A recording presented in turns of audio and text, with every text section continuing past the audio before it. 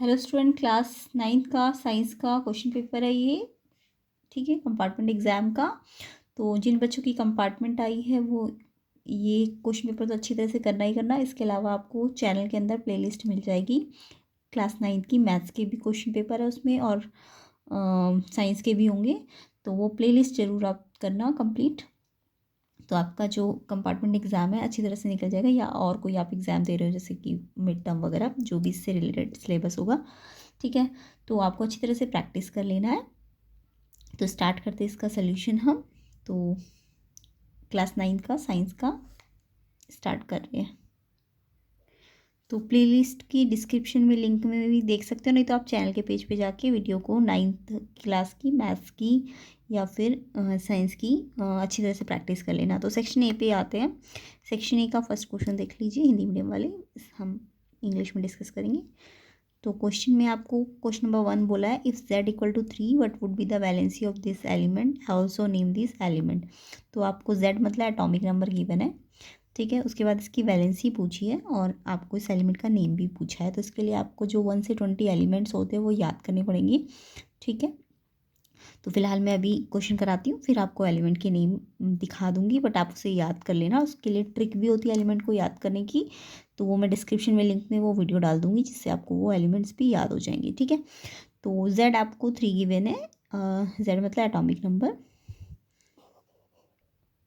तो स्टूडेंट देखिए, जेड आपको 3 गिवन है, तो इसका कॉन्फ़िगरेशन अगर हम करते हैं तो कॉन्फ़िगरेशन करना तो सबको आता ही होगा। शेल्स बनाएंगे के एल। अब के शेल की मैक्सिमम लिमिट होती है 2, ठीक है। उसके बाद जो बचे होंगे वो एल शेल में चले जाएंगे। एल शेल की मैक्सिमम लिमिट 8 होती है। यहाँ तो 3 है तो 2 अगर यहाँ आ गए तो 1 ही बचा ना यहाँ पे। तो अगर मान लीजिए ये 9 होता तो 2 यहाँ जाता, 7 यहाँ आ जाता। अगर यहाँ 11 होता जेड, तो 2 इसकी मैक्सिमम लिमिट होती, इस वाले की 8 मैक्सिमम लिमिट होती। 10 हो गए तो एक एक्स्ट्रा बच जाता अगर ये 11 होता जेड, है ना। तो ऐसे करके हम कॉन्फ़िगरेशन करते हैं। तो यहाँ पे 3 है तो 2 यहाँ पे आ गया, इसकी लिमिट 2 ही होती है, इससे ज़्यादा नहीं आ सकता यहाँ पे। और एल शेल की लिमिट 8 तक होती है, बट यहाँ पे तो हमें 3 बनाना है ना, तो 2 यहाँ पे 1 बचेगा, ठीक है। अब यहाँ पे अगर लास्ट में 1 है, लास्ट शेल में जो नंबर ऑफ इलेक्ट्रॉन होते हैं उसे हम वैलेंस इलेक्ट्रॉन कहते हैं। Valence electron, number of electron present in last shell, ठीक है, उसको वैलेंस इलेक्ट्रॉन कहते हैं। वैलेंसी नहीं कहते उसको, वैलेंस इलेक्ट्रॉन कहते हैं। अगर वैलेंस इलेक्ट्रॉन आपका 1 2 3 4 है, तब तो वैलेंसी भी 1 2 3 4 होती है। बट अगर वैलेंस इलेक्ट्रॉन आपका 5 6 7 8 है, तो वैलेंसी फिर 5 6 7 8 नहीं होगी, वो आप 8 में से माइनस करके निकालोगे, ठीक है। 8 - 5 करोगे तो 3 आ जाएगी, 8 - 6 करोगे तो 2 आ जाएगी, 8 - 7 करोगे तो 1 आ जाएगी, और 8 होता है लास्ट शेल में तो 0 होती है वैलेंसी, ओके। तो अगर वैलेंस इलेक्ट्रॉन, अभी मैं वैलेंस इलेक्ट्रॉन की बात कर रही हूँ, वैलेंस इलेक्ट्रॉन मतलब लास्ट शेल में कितना इलेक्ट्रॉन है। अगर वैलेंस इलेक्ट्रॉन 1 2 3 4 होगा तो वैलेंसी भी यही होगी, ठीक है। वैलेंसी की डेफिनेशन अभी मैं थोड़ी देर में बताऊंगी आपको, या नेक्स्ट पार्ट में वीडियो के। तो ठीक है, वैलेंस इलेक्ट्रॉन तो मैंने बता ही दिया, number of electron present in last shell. तो वैलेंस इलेक्ट्रॉन अगर लास्ट शेल में 1 2 3 4 है तो वैलेंसी भी इतनी होती है। बट अगर लास्ट शेल में आपका 5 6 7 8 हुआ तो वैलेंसी फिर 5 नहीं होगी, वैलेंसी 3 हो जाएगी। 6 है तो 2 हो जाएगी, 7 है तो 1 हो जाएगी, 8 है तो 0 हो जाएगी। Valence electron outer most electron को कहते हैं वैलेंसी, आउटर मोस्ट इलेक्ट्रॉन को नहीं कहते। वैलेंसी नंबर ऑफ इलेक्ट्रॉन कितना लॉस और गेन हो सकता है उसको वैलेंसी कहते हैं, ठीक है। तो वैलेंसी, अगर वैलेंस इलेक्ट्रॉन 1 2 3 4 है तो वैलेंसी भी इतनी होगी। बट अगर वैलेंस इलेक्ट्रॉन 5 6 7 8 होगा तो वैलेंसी फिर ये हो जाएगी, 8 में से माइनस करके आएगी, ठीक है। तो यहाँ पे तो वैलेंस इलेक्ट्रॉन 1 है ना, तो वैलेंसी भी 1 हो जाएगी। और जेड 3 है तो कौन से नंबर 3 नंबर पे कौन सी एलिमेंट आता है, लिथियम आता है। अभी मैं आपको टेबल भी दिखा देती हूँ। तो ये 1 to 20 के एलिमेंट आपको याद करने हैं विद एटॉमिक नंबर, ठीक है। तो देखिए ये 1 to 20 तक एलिमेंट्स हैं, इनको आपको याद कर लेना है। 1 नंबर पे हाइड्रोजन होता है, 2 पे हीलियम, 3 पे लिथियम, 4 पे बेरिलियम, 5 पे बोरॉन, 6 पे कार्बन, 7 पे नाइट्रोजन, 8 पे ऑक्सीजन, 9 पे फ्लोरीन, 10 पे होता है नियॉन, 11 पे होता है सोडियम, 12 पे होता है मैग्नीशियम, 13 पे एल्यूमिनियम, 14 पे सिलिकन, 15 पे फॉस्फोरस, उसके बाद 16 पे होता है सल्फर, 17 पे होता है क्लोरीन। अगर 17 एटॉमिक नंबर है तो क्लोरीन, 18 एटॉमिक नंबर है तो आर्गन, और 19 पे होता है पोटेशियम के, एंड 20 पे होता है कैल्शियम। तो ये 1 से 20 तक एलिमेंट आपको याद करने हैं। इसकी एक ट्रिक भी है जो मैं डिस्क्रिप्शन में लिंक में डाल दूंगी, उससे आपको ये ईजिली याद हो जाएंगे, ठीक है। तो 20 तक एलिमेंट आपको याद करने पड़ेंगे। कोई सा भी एलिमेंट पूछा जा सकता है, जैसे अभी आपसे लिथियम पूछा है ना, तो 3 नंबर पे 3 एटॉमिक नंबर है ना, एटॉमिक नंबर 3 का मतलब लिथियम है, ठीक है। अगर 3 एटॉमिक नंबर है तो इलेक्ट्रॉन भी 3 ही होंगे अगर एटम है, ठीक है। अगर आयन है तो फिर इलेक्ट्रॉन एटॉमिक नंबर के इक्वल नहीं होते। जितना एटॉमिक नंबर होता है ना उतना ही प्रोटॉन नंबर होता है। ये मैं थोड़ी देर में जब ये वाले क्वेश्चन कराऊंगी तो आपको डिस्कस करूंगी कि एटॉमिक नंबर एक्चुअल में नंबर ऑफ प्रोटॉन को कहते हैं, ठीक है। तो यहाँ पे लिथियम में कितनी शेल होंगी, अभी बताया ना, लिथियम में 2 तो फर्स्ट शेल में आ जाएगा, जो बचा हुआ है वो 1 नेक्स्ट शेल में चला जाएगा। अगर किसी का एटॉमिक नंबर मान लो 10 है तो फर्स्ट शेल में 2 लिमिट होती है और बचे हुए 8 नेक्स्ट शेल में चले जाएंगे। अगर 11 है तो पहले 2 आएंगे, दूसरी शेल में 8 आएंगे, तो तीसरी शेल में 1 बचेगा, ठीक है। तो ऐसे करके अब लास्ट शेल में अगर 1 2 3 है, ये लास्ट शेल ना 1 2 3, ये लास्ट शेल में अगर 1 2 3 4 5 6 7 8 है तो वैलेंस इलेक्ट्रॉन भी आपके 1 2 3 4 5 6 7 8 होंगे, लेकिन वैलेंसी 1 2 3 4 तो होगी, बट 5 6 7 8 में वैलेंसी चेंज हो जाएगी 3 2 1 0, ठीक है। तो ऐसे ये आपको याद रखना है। तो ये एटॉमिक नंबर की हेल्प से, जैसे 12 एटॉमिक नंबर तो 282, तो इसका कॉन्फ़िगरेशन करेंगे, कॉन्फ़िगरेशन की हेल्प से आप वैलेंस इलेक्ट्रॉन या वैलेंसी को पता करते हैं, ठीक है। तो ये 1 से 20 तक एलिमेंट्स के एटॉमिक नंबर सबसे पहले याद करें, तब आपको उसका कॉन्फ़िगरेशन करना आएगा और फिर उसकी हेल्प से ही वैलेंसी या वैलेंस इलेक्ट्रॉन का आप पता लगा सकते हो। तो ये टेबल ज़रूर याद करना, लिंक में डिस्क्रिप्शन में आपको इसकी याद करने की ट्रिक भी मिल जाएगी, तो वो डिस्क्रिप्शन में जाके देख लेना। नेक्स्ट क्वेश्चन नंबर 1 का बी पार्ट है, do isotopes of an element have similar chemical property, give the reason for your answer. तो सबसे पहले तो आइसोटॉप आपको पता होना चाहिए, आइसोटॉप्स क्या होते हैं। तो वैसे तो इन्होंने आइसोटॉप की डेफिनेशन नहीं पूछी है, बट फिर भी हमें पता होना चाहिए आइसोटॉप क्या होता है। देखो आइसोटॉप क्या होता है, elements same atomic number, elements जिनके एटॉमिक नंबर सेम हो या प्रोटॉन नंबर सेम हो बट डिफरेंट मास नंबर होते हैं, उनको हम आइसोटॉप कहते हैं। और अगर आइसोबार पूछते हैं तो आइसोबार में उल्टा होता है, आइसोबार में different atomic number but same mass number, उल्टा करना है इसका, ठीक है। आइसोटॉप का ध्यान रखना, एटॉमिक नंबर सेम होगा और डिफरेंट मास नंबर होगा।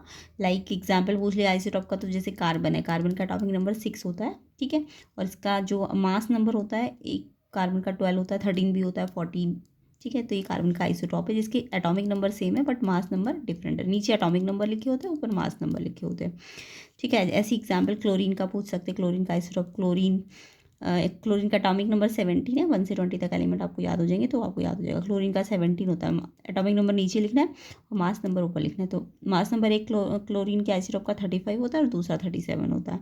ऐसे हाइड्रोजन के पूछ सकते हैं, तो हाइड्रोजन का देखो एटॉमिक नंबर तो 1 होता है और मास नंबर किसी का 1 होता है, किसी का 2 होता है, किसी का 3 होता है। तो यानी कि आप हाइड्रोजन के आइसोटॉप के नाम भी पूछ लेते हैं, तो ये होता है प्रोटियम, ये होता है ड्यूटीरियम, ये होता है ट्रिटियम, तो याद करना है इसको, ठीक है। हाइड्रोजन के आइसोटॉप, तो ये तो मैंने extra information they the, but question में ये सब नहीं पूछा गया, बट आपको पता होना चाहिए तभी आप आंसर दे पाओगे। तो आइसोटॉप क्या होते हैं, जिनके एटॉमिक नंबर सेम हो बट डिफरेंट मास नंबर हो, और आइसोबार होंगे तो उल्टा कर देना, ठीक है। तो आइसोटॉप के एग्जाम्पल्स भी मैंने दे दिए। अब आपको क्वेश्चन में पूछा गया है, आपको पूछा गया आइसोटॉप एलिमेंट के सिमिलर केमिकल प्रॉपर्टी होते हैं, तो रीज़न भी बताना है। तो देखो similar chemical property, yes isotope की सिमिलर केमिकल प्रॉपर्टी होती है, यस लिखना है। क्यों होती है, क्योंकि इनके पास सेम प्रोटॉन या सेम नंबर ऑफ प्रोटॉन होते हैं। जब नंबर ऑफ प्रोटॉन सेम होंगे तो केमिकल प्रॉपर्टी भी क्या होंगी, सेम होगी। यानी इसकी केमिकल प्रॉपर्टी जो होगी वही इसकी भी होगी, ऐसी इसकी जो होगी इसकी भी यही होगी। क्यों है, रीज़न क्या है इसके पीछे, क्योंकि इनके पास नंबर ऑफ प्रोटॉन क्या है, सेम है। दोनों आइसोटॉप के पास नंबर ऑफ प्रोटॉन तो क्या है, सेम है ना, इसलिए इनकी केमिकल प्रॉपर्टी भी क्या होगी, सेम होगी। तो लिखना है ऐसे आपको, ठीक है। फर्स्ट का आंसर तो मैंने बता दिया, Z3 है तो इलेक्ट्रॉनिक कन्फिगरेशन करना है 2 1, और वैलेंस शेल में 1 इलेक्ट्रॉन है तो वैलेंसी भी 1 हो जाएगी और लिथियम एलिमेंट है। सेकंड मैंने आपको बताया आइसोटॉप में सिमिलर केमिकल प्रॉपर्टी होती है, यस होती है, because they have the same atomic number and valence electron, क्योंकि इनके एटॉमिक नंबर या प्रोटॉन सेम है और वैलेंस इलेक्ट्रॉन भी सेम है, ठीक है। तो इसलिए इनकी केमिकल प्रॉपर्टी भी क्या होगी, सेम होगी। क्लियर। नेक्स्ट क्वेश्चन करते हैं।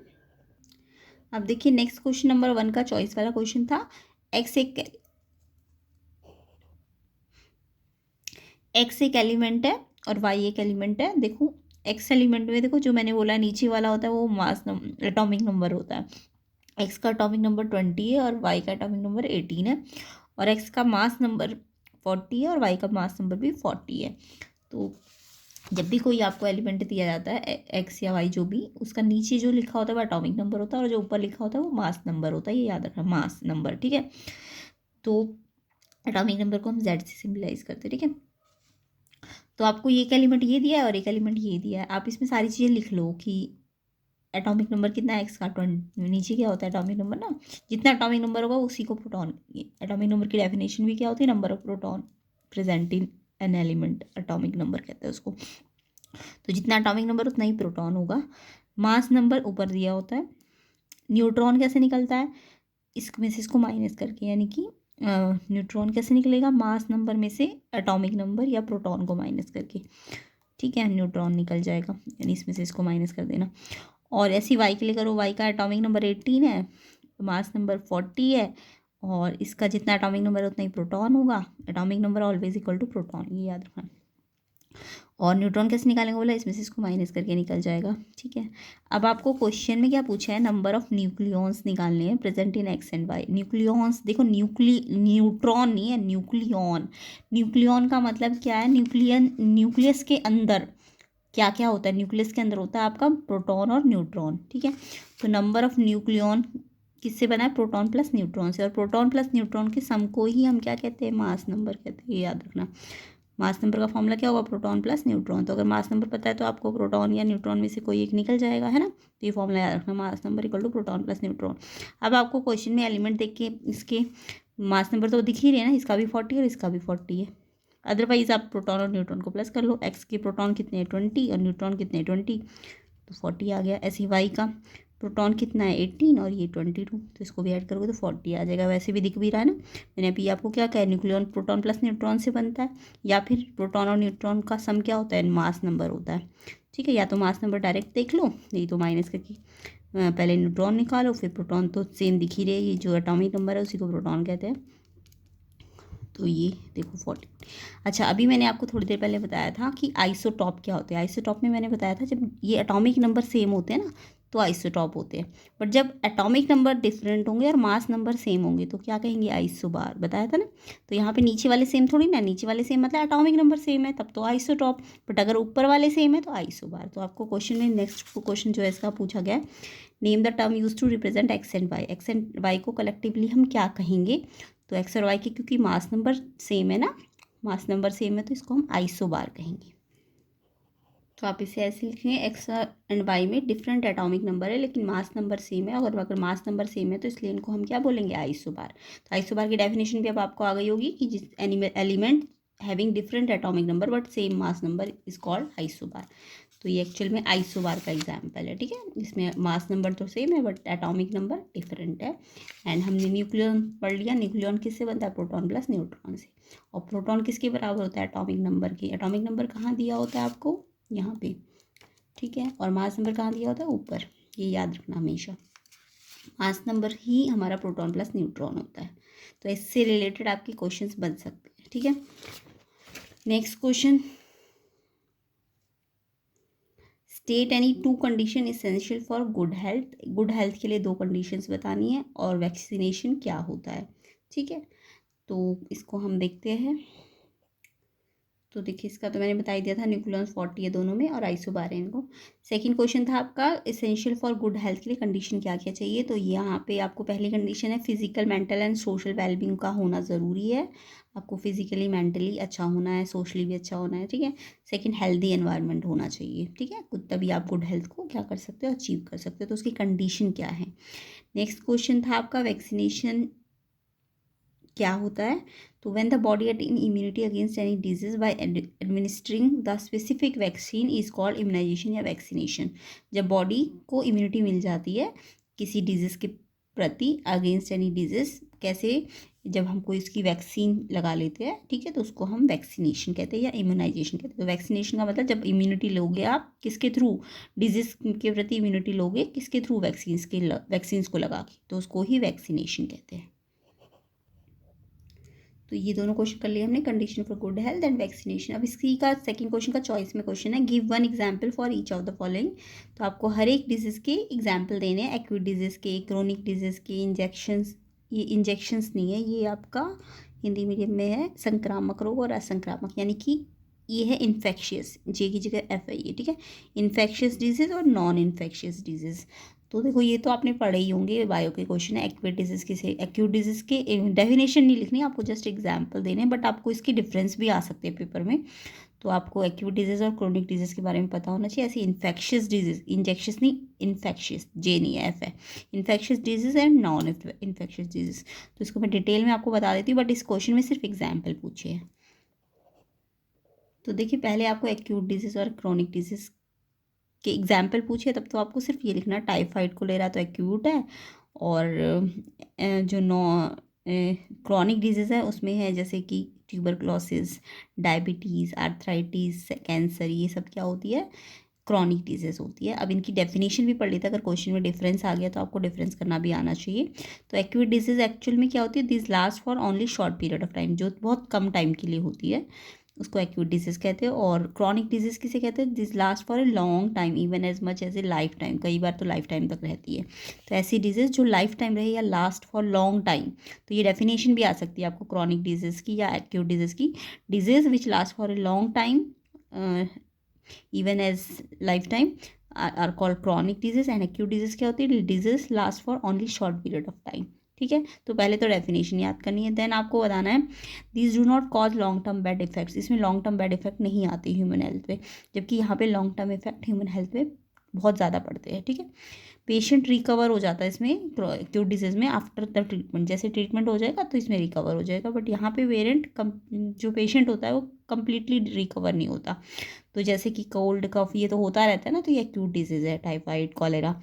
बट जो लंबे टाइम तक चलता है जैसे एलिफेंटाइसिस, ये कौन सा डिजीज़ है, ये क्रॉनिक डिजीज़ है, ये लास्ट मतलब बहुत लॉन्ग टाइम तक चलता है।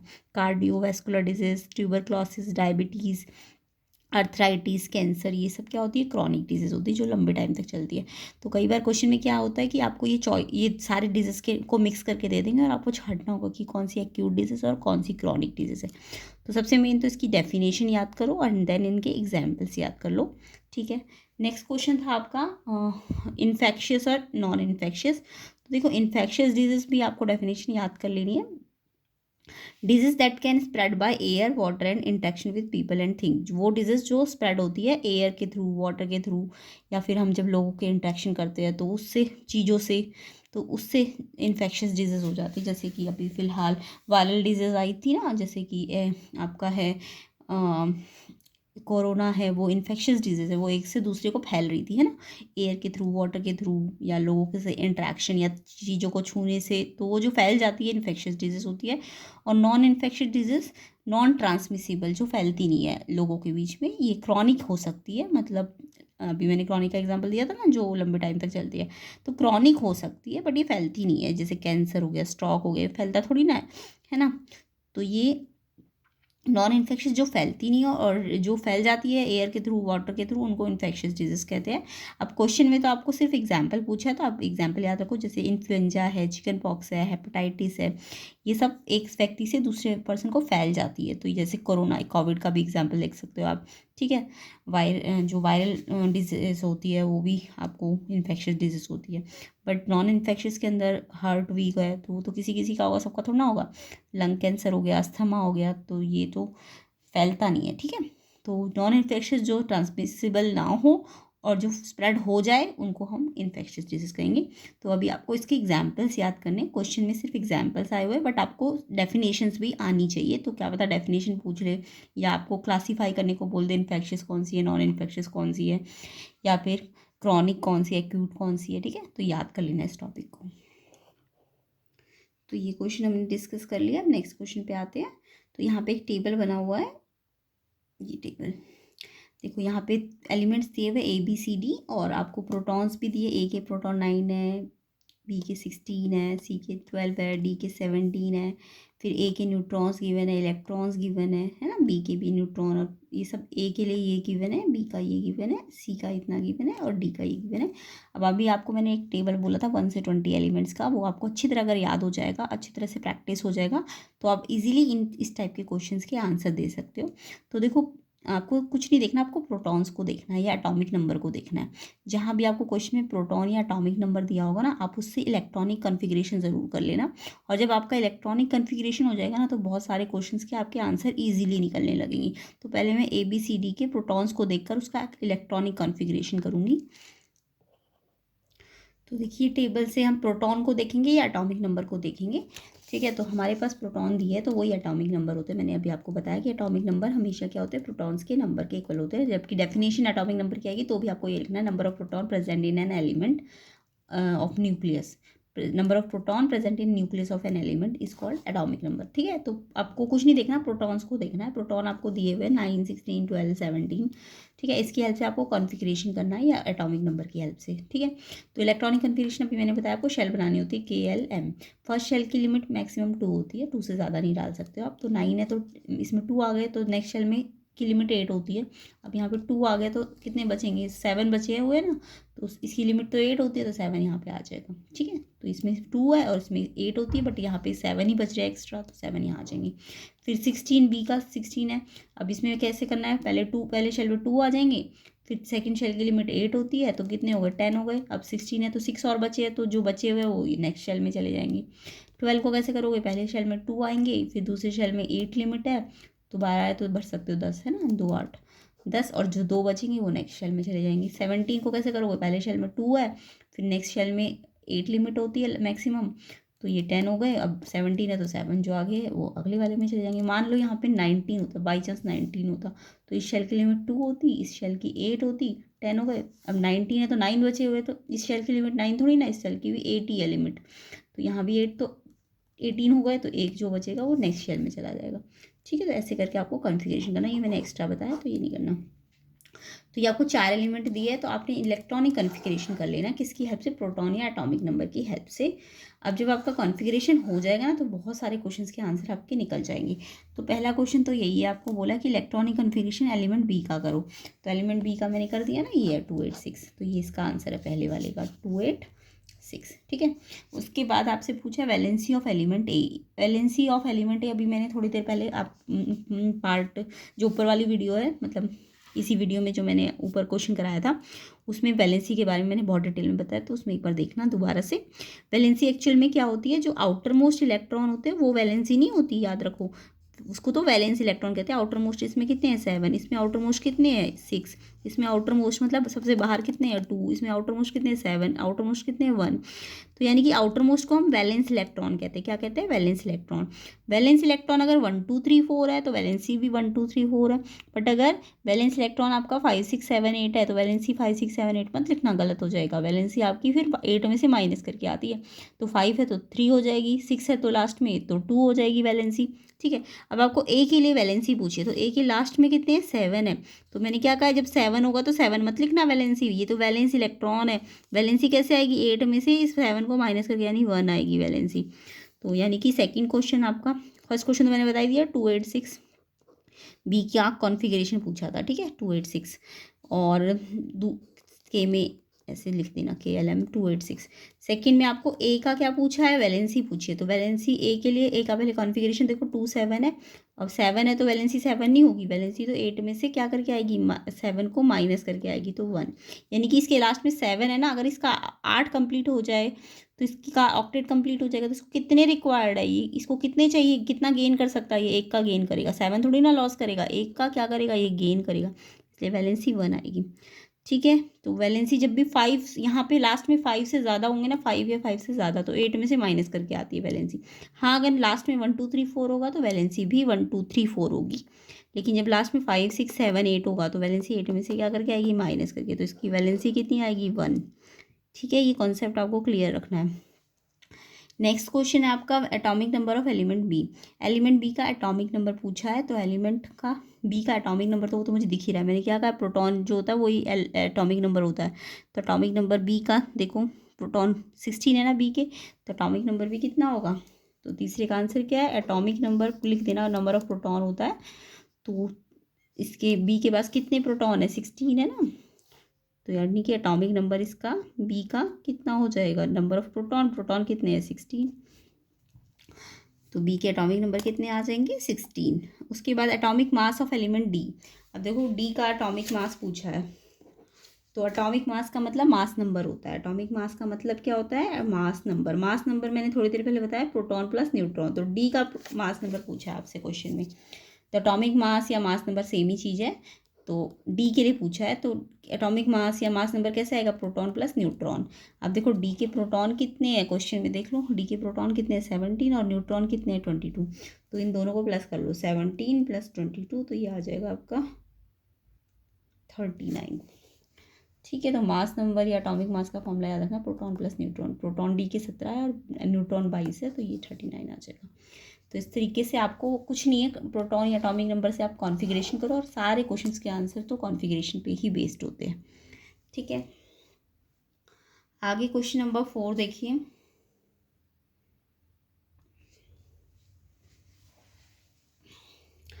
How many time did you or a known person fall in the last 1 year and what were the illness? कितनी बार आप या आपका कोई जान पहचान वाला बीमार पड़ा है और क्या उनकी बीमारी थी? उसके बाद ए ऑप्शन है, think of one change you or person can make in your habits to avoid any of the above illness. आपको क्या, अगर वो बीमारी हुई है तो आपको अपनी हैबिट्स में क्या चेंज करना चाहिए ताकि आप उस इलनेस को अवॉइड कर सको। उसका बी पार्ट है, think of one change you would wish or in surrounding in order to avoid the illness. और एक तो अपने में क्या चेंज, अपनी हैबिट में क्या चेंज करो, और दूसरा पार्ट है कि सराउंडिंग में क्या चेंज करो कि इलनेस आपकी जो बीमारी है वो अवॉइड हो सके। तो सबसे पहले तो आपको बीमारी का नाम बताना है, फिर आपको बताना कि आपकी हैबिट में क्या चेंज होना चाहिए और आपकी सराउंडिंग में क्या चेंज होना चाहिए। तो पहले आप बता दो कि आपको क्या हुआ है। ये तो सबको ही होता है ना, I suffer from cough and cold twice, 2 बार कफ एंड कोल्ड हुआ है और मलेरिया 1 बार हुआ है। ठीक है, या डेंगू जो भी चीज़ है। उसके बाद आपको बताना है आपकी हैबिट में क्या चेंज करना चाहिए आपको डिजीज़ को अवॉइड करने के लिए। क्वेश्चन अलग से ऐसे भी बन सकता है कि डिजीज़ को रोकने के लिए आपको क्या चेंज करना चाहिए हैबिट्स में और सराउंडिंग्स में। तो हैबिट्स में क्या चेंज करना चाहिए? I should avoid the company of person, मुझे ऐसे पर्सन की कंपनी को अवॉइड करना चाहिए जो सफ़र कर रहे हो कोल्ड या कफ, जिनको हो रखा हो, और उनके साथ मतलब उनके साथ ज़्यादा इंटरेक्शन नहीं करना चाहिए। ईटिंग अनकवर्ड फूड नहीं खाना चाहिए, ठीक है, जो फूड कवर्ड ना हो। I will wear cloth suitable to protect from mosquito bite, और मलेरिया हो गया है तो मच्छरों से बचने के लिए हमें सुटेबल क्लॉथ्स पहननी चाहिए, है ना। उसके अलावा सेकंड पार्ट था सराउंडिंग में क्या चेंज होना चाहिए। तो देखो सराउंडिंग में क्या चेंज होना चाहिए, I will try to improve sanitary condition in our surrounding. तो यहाँ पे ज़रूरी नहीं आई से आप क्वेश्चन लिखो, तो आप सीधा यहाँ ट्राई से, we should try improve sanitary condition in surrounding. हमें क्या करना चाहिए, जो भी साफ़ सफाई की कंडीशन है वो सराउंडिंग में इम्प्रूव करनी चाहिए। उसके अलावा सेकेंड पॉइंट है कि we should try to get drains clean regularly. Environment में सराउंडिंग में क्या क्या चाहिए हमें, एक तो सैनिटरी कंडीशन अच्छी हो, दूसरा ड्रेन्स क्लीन हो, जो भी हमारे घर आसपास के ड्रेन्स होती है, नालियाँ होती है, वो क्लीन होनी चाहिए रेगुलरली एंड केप्ट कवर्ड, उनको कवर करके रखना चाहिए। वाटर को कलेक्ट नहीं होने देना चाहिए हाउसेस के पास ताकि मॉस्किटो ब्रीडिंग ना हो पाए, है ना। तो ये सब हमें अपने सराउंडिंग में क्या करनी चाहिए, चेंज करनी चाहिए डिजीज़ को रोकने के लिए। तो क्वेश्चन आ सकता है डिजीज़ को रोकने के लिए क्या क्या चेंज करना चाहिए। सैनिटरी कंडीशंस को इम्प्रूव करना चाहिए, ड्रेन्स को क्लीन करना चाहिए रेगुलरली, वाटर को कलेक्ट नहीं होने देना चाहिए ताकि मॉस्किटो ब्रीडिंग को रोका जा सके। ठीक है, नेक्स्ट क्वेश्चन नंबर 5 है, डिफाइन करना है इलेक्ट्रॉनिक कॉन्फ़िगरेशन एंड वैलेंसी। तो देखो इलेक्ट्रॉनिक कॉन्फ़िगरेशन तो मैंने अभी कर करके दिखाया आपको, डिफाइन भी मैं सिखा दूंगी। बट वैलेंसी एक्चुअल में क्या होती है अभी मैंने आपको बताया भी था। वैलेंस इलेक्ट्रॉन अगर आए तो बोलोगे number of electron present in outer most shell, तो उसे वैलेंस इलेक्ट्रॉन कहेंगे। बट वैलेंसी वो चीज़ नहीं है। वैलेंसी क्या है, नंबर ऑफ इलेक्ट्रॉन लॉस और गेन, जो भी लॉस और गेन इलेक्ट्रॉन होते हैं उनके नंबर को वैलेंसी कहते हैं। ठीक है, तो अभी हम इसकी डेफिनेशन देख लेते हैं इलेक्ट्रॉनिक कॉन्फ़िगरेशन और वैलेंसी की। तो देखो क्वेश्चन नंबर 5 का, the distribution of electron amongst different orbit of an atom. जो हम इलेक्ट्रॉन का क्या कर रहे हैं, अलग अलग शेल में डिस्ट्रीब्यूशन कर रहे हैं ना। के शेल में कितने जाएंगे 2, एल शेल में 8 जाएंगे। तो जो डिस्ट्रीब्यूशन हो रहा है इलेक्ट्रॉन का अमंगस्ट डिफरेंट ऑर्बिट या शेल एटम की, उसको हम इलेक्ट्रॉनिक कॉन्फ़िगरेशन कहेंगे। यानी इलेक्ट्रॉन की डिस्ट्रीब्यूशन को अलग अलग ऑर्बिट में या शेल में, उसको ही इलेक्ट्रॉनिक कॉन्फ़िगरेशन कहेंगे। उसके अलावा मैंने वैलेंस शेल तो अभी आपको बताया था, उसमें वैलेंसी लिखा है, यहाँ वैलेंस शेल लिख दिया। चलो वैलेंस शेल अगर पूछते हैं तो क्या बोलते हैं, outer most shell of an atom. Valence shell किसे कहते हैं, outer most shell of an atom is called valence shell. But अगर वैलेंसी पूछते तो वैलेंसी में आउटर मोस्ट शेल मत लिखना, वो तो नंबर ऑफ इलेक्ट्रॉन लॉस और गेन बाय एन एटम।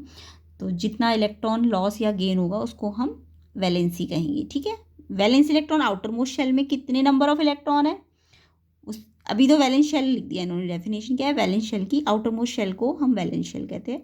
और अगर बोले वैलेंस शेल इलेक्ट्रॉन क्या है, आउटर मोस्ट शेल के इलेक्ट्रॉन्स को हम वैलेंस इलेक्ट्रॉन कहेंगे। ठीक है, दोनों में डिफरेंस समझ आया। जब सिर्फ आपको, तो एक्चुअल में डेफिनेशन एक तो कॉन्फ़िगरेशन की है और एक वैलेंस शेल की और एक वैलेंसी की। वैलेंसी की अभी हम देखते हैं। तो वैलेंस शेल जब बोला है तो आउटर मोस्ट शेल को एटम की उसको वैलेंस शेल कहते हैं। बट अगर वैलेंस शेल इलेक्ट्रॉन बोलते, वैलेंस इलेक्ट्रॉन बोलते तो यहाँ पे एक इलेक्ट्रॉन वर्ड और आ जाएगा। ठीक है, आउटर मोस्ट शेल के इलेक्ट्रॉन्स को हम वैलेंस इलेक्ट्रॉन कहेंगे। तीसरी डेफिनेशन थी आपकी वैलेंसी की। वैलेंसी क्या होती है, ये डेफिनेशन भी आप याद कर लेना। जो कैपेसिटी एक एटम की कितना कंबाइन कर सकता है वो, उसको वैलेंसी कहते हैं। या फिर यहाँ से डेफिनेशन याद कर लो, ये अच्छी डेफिनेशन है। The number of electron lost और गेन बाय एन एटम, कितने एक एटम इलेक्ट्रॉन लॉस करेगा या गेन करेगा to acquire noble gas configuration, ताकि उसका नोबल गैस कॉन्फिगरेशन आ जाए। यानी कि जैसे आर्गन, नियॉन, 10, 18 उनका ऑक्टेट कंप्लीट होता है ना नोबल गैस का, तो वो एटम इलेक्ट्रॉन को लॉस गेन करेगा, कितने नंबर ऑफ इलेक्ट्रॉन लॉस और गेन करेगा ताकि वो अचीव कर पाए या एक्वायर कर पाए नोबल गैस कॉन्फिगरेशन को, और वो स्टेबल हो जाए। ठीक है, तो ये आपकी वैलेंसी की डेफिनेशन है। वैलेंसी की definition, valence electron, valence shell, ये सब डेफिनेशन आपको अच्छी तरह से याद करनी है। नेक्स्ट क्वेश्चन देखते हैं। ठीक है, तो वैलेंस शेल पता चल गया होगा, आउटर मोस्ट शेल एटम की, उसको वैलेंस शेल कहते हैं। और वैलेंसी क्या होती है, नंबर ऑफ इलेक्ट्रॉन लॉस्ट और gain by an atom to acquire noble gas configuration, ताकि वो स्टेबल हो सके जितने वो नंबर ऑफ इलेक्ट्रॉन लॉस और गेन करेगा। तो नेक्स्ट क्वेश्चन आपका ग्रेविटेशन वाले चैप्टर से, तो सबको पता है ये इंपॉर्टेंट क्वेश्चन होता है। What is the magnitude gravitational force आपको पूछा है अर्थ और एक ऑब्जेक्ट के बीच में। तो अर्थ का मास आपको गिवन है 6 × 10⁻24 kg, ये तो बुक का एनसीईआरटी का क्वेश्चन होता है। तो और जो मास ऑफ एन ऑब्जेक्ट है वो 1 kg है, और रेडियस ऑफ अर्थ आपको गिवन है 6.4 × 10⁻6 मीटर। और जी ग्रेविटेशनल कांस्टेंट की वैल्यू भी ये दी हुई है आपको, बट ये याद भी कर लेना, जी की वैल्यू कई बार क्वेश्चन में पूछी जा सकती है। ठीक है, तो यहाँ पे हम फोर्स का, ग्रेविटेशनल फोर्स का फॉर्मूला लगाएंगे। अगर ये लॉ आता है, मान लो यूनिवर्सल लॉ ऑफ ग्रेविटेशन, तो आपको लिखना है in universe every body attract each other and force is directly proportionate to mass of their product. Force is directly proportionate to product of their masses and force is inversely proportionate to square of their distance. ठीक है, inverse force is inversely proportional to square of distance between them. तो इन दोनों को जब हम combine करोगे तो ये दोनों, ये ऊपर आ जाएगा और ये नीचे आ जाएगा, और यहाँ पे ये साइन हटेगा तो जी आ जाएगा। ठीक है, अब जी की वैल्यू तो आपको क्वेश्चन में दी हुई है, ये यूनिवर्सल कांस्टेंट है, किसी मून में भी सेम ही रहेगा, अर्थ में भी सेम रहेगा, चेंज नहीं होगा। मास अर्थ का दिया हुआ है 6 × 10⁻24 kg, एंड ऑब्जेक्ट का मास कितना दिया है 1 kg, और डिस्टेंस कितना दिया है 6.4 × 10⁻6 मीटर। ये ध्यान रखना, ये मीटर में होना चाहिए, ये केजी में होना चाहिए। ठीक है, मास केजी में होना चाहिए और ये मीटर में होना चाहिए। अगर नहीं दिया है तो आप कन्वर्ट करोगे। तो रेडियस आपको गिवन है, बट ये 2 बार है तो यहाँ भी 1 बार और लिखोगे, ये सेम चीज़। अब आपको क्या करना होता है, जितने भी ये नंबर्स है ना 6.676, इनको अलग कर लो। ऊपर वाले नंबर अलग, ये वाले नंबर अलग। ठीक है, यहाँ पे 10 की पावर देखो 24 है, और यहाँ -11 है। आपको पता है ना, सामने सामने पावर 10 सेम है तो एक बार लिख दो, और पावर सामने सामने है तो वैसे तो प्लस होगी, बट यहाँ पे माइनस का साइन है तो माइनस लग जाएगा। करोगे प्लस, सामने सामने पावर क्या होती है प्लस, लेकिन ऑलरेडी माइनस का साइन है तो माइनस का साइन लग जाएगा। एंड ये देखो नीचे 10 है तो दो, एक बार 10 लिख दो, दोनों में बेस सेम है तो पावर क्या हो जाएंगी, सामने सामने तो प्लस हो जाएंगी। सामने सामने पावर होती प्लस है, लेकिन यहाँ पे माइनस का साइन लगा इसलिए माइनस लगेगा, ये प्लस हो जाएगी इससे। और फिर यहाँ पे 13 पावर है और नीचे 12 पावर है, तो जब ये पावर नीचे से ऊपर जाएगी तो माइनस हो जाएगी, है ना, डिवाइड में पावर माइनस हो जाती है। अब यहाँ पे 10 की पावर 13 - 12 यानी कि सिर्फ 10 बचेगा। और फिर इसको सॉल्व करके देखना, तो ये शायद जो भी नंबर आएगा उसमें 10 है तो एक जीरो भी लगाना मल्टीप्लाई करके, और पॉइंट, इसका पॉइंट तो ये 2 के बाद पॉइंट है तो ये 1 और ये 1, तो ये पॉइंट से पॉइंट कैंसिल हो जाएगा। इसको सॉल्व कीजिए, मल्टीप्लाई कीजिए, इसको भी मल्टीप्लाई कीजिए और इसको डिवाइड कीजिए, और फिर पॉइंट में आंसर आएगा, और फिर 10 से मल्टीप्लाई भी करना, देन ये ओवरऑल आंसर आएगा आपका 9.8 न्यूटन। ये बुक का क्वेश्चन है। जब भी आपको अर्थ का मास तो पता ही होता है, और 1 kg ऑब्जेक्ट का मास का डिस्टेंस बोले तो ये आंसर आपको याद कर लेना है। 9.8 न्यूटन फोर्स आता है इनके बीच में। ठीक है, फोर्स किस में आता है, न्यूटन में आता है। फोर्स की यूनिट पूछेंगे तो न्यूटन होती है। नेक्स्ट क्वेश्चन आपको बोला है 7th question, how much is the initial velocity in free fall. Free fall मतलब जब कोई चीज़ ऊपर से नीचे गिरती है तो उसको हम फ्री फॉल कहते हैं। तो उसमें इनिशियल वेलोसिटी यानी यू की वैल्यू कितनी होती है, तो यू की वैल्यू 0 होती है फ्री फॉल में। नेक्स्ट क्वेश्चन है, how does the force of gravitational between two object change when the distance between them is reduce to half. अगर आपने दो ऑब्जेक्ट के बीच का डिस्टेंस को हाफ कर दिया तो ग्रेविटेशनल फोर्स में कितना चेंज आएगा। तो ये क्वेश्चन अच्छा है, पेपर में आ सकता है। तो देखिए फर्स्ट पार्ट तो इनिशियल वेलोसिटी पूछिए फ्री फॉल में, तो फ्री फॉल जब भी होता है तो इनिशियल वेलोसिटी 0 होती है, जब भी कोई चीज़ नीचे से ऊपर जाती है तो यू 0 होता है, ठीक है। नहीं सॉरी, ऊपर से नीचे आती है तो यू 0 होता है, और जब नीचे से ऊपर जाती है तो वी 0 होता है, ठीक है।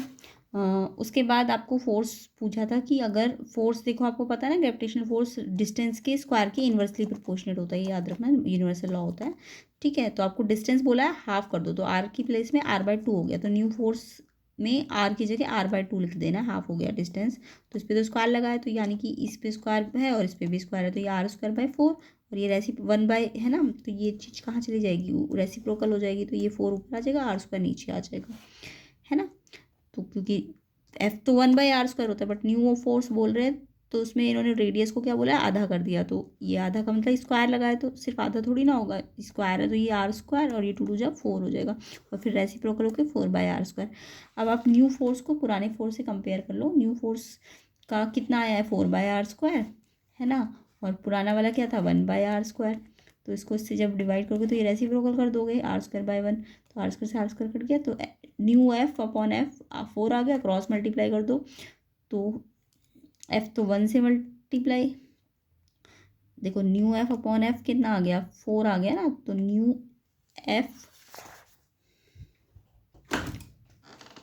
एफ बाई एफ 4/1 हो जाएगा, तो क्रॉस मल्टीप्लाई करोगे तो न्यू एफ 4 टाइम्स हो जाएगा पुरानी एफ का। तो जब भी आप रेडियस को हाफ करते हो तो फोर्स जो न्यू वाला है वो 4 टाइम हो जाएगा ओरिजिनल वाले फोर्स के, ठीक है। तो ऐसे करके करना है, तो यहाँ पे भी यही आया ना, एफ डॉट जो न्यू वाला है वो 1/4 है, यदि आप क्रॉस करोगे तो एफ डॉट तो ऊपर चला जाएगा और 4f, एफ जो न्यू वाला है वो 4f हो जाएगा, ठीक है। तो यहाँ तक हमने कर लिया है। अब इसका जो सेक्शन बी, तो सेक्शन ए हमने कंप्लीट कर लिया है, अब इसका सेक्शन बी जो है वो हम नेक्स्ट पार्ट में करेंगे। इसके अलावा एक क्वेश्चन इसमें एक्स्ट्रा है चॉइस वाला, displacement of an object is independent of path followed by it, justified this statement. Displacement आपको पता है ना, जो शॉर्टेस्ट डिस्टेंस होता है उसको डिस्प्लेसमेंट कहते हैं। तो डिस्प्लेसमेंट जो होता है पाथ पे डिपेंड नहीं करता, ये तो हमें पता है ना, डिस्प्लेसमेंट शॉर्टेस्ट डिस्टेंस है उसको वो पाथ पे डिपेंड नहीं करता। जो भी final difference between final path, final position to initial position का जो डिफरेंस होता है उसी को डिस्प्लेसमेंट कहते हैं। तो वो पाथ पे डिपेंड नहीं करता, सिर्फ फाइनल और इनिशियल पे डिपेंड करता है। तो जस्टिफाई करने के लिए आप ये लिखोगे, डिस्प्लेसमेंट शॉर्टेस्ट पाथ है कवर्ड, तो जो एक्चुअल पाथ होता है वो अलग होगा, शॉर्टेस्ट पाथ अलग होगा। शॉर्टेस्ट पाथ सिर्फ डिपेंड करेगा फाइनल पोजीशन और इनिशियल पोजीशन पे, ठीक है। एक्चुअल पाथ जो होता है वो ज़्यादा होता है शॉर्टेस्ट पाथ से, कई बार इक्वल भी हो सकता है, बट एक्चुअल पाथ हमेशा मोस्टली टाइम ज़्यादा होगा शॉर्टेस्ट पाथ से। तो डिस्प्लेसमेंट शॉर्टेस्ट पाथ है वो सिर्फ फाइनल पोजीशन और इनिशियल पोजीशन पे ही डिपेंड करेगा। तो अब इसका जो सेक्शन बी है वो हम नेक्स्ट पार्ट में करेंगे। तो वीडियो को शेयर ज़रूर करना, चैनल को सब्सक्राइब ज़रूर करना, और इस क्वेश्चन पेपर की और इसके अलावा प्लेलिस्ट जो बनेगी साइंस की, क्लास 9th की और मैथ्स की भी बनी हुई है, तो वो आपको लिंक में डिस्क्रिप्शन में मिल भी जाएगी। बाकी चैनल के प्लेलिस्ट पे जाके भी आप चेक कर लेना, और अच्छी तरह से इन क्वेश्चन पेपर को करो तो आपका ईजिली कंपार्टमेंट भी क्लियर हो जाएगा, और जो एग्ज़ाम की आप प्रिपरेशन कर रहे हो वो भी क्लियर हो जाएगी, ठीक है। तो वीडियो को शेयर ज़रूर करना, और नेक्स्ट पार्ट आपको नेक्स्ट जो इसका सेक्शन बी और सी है वो नेक्स्ट पार्ट में मिलेगा।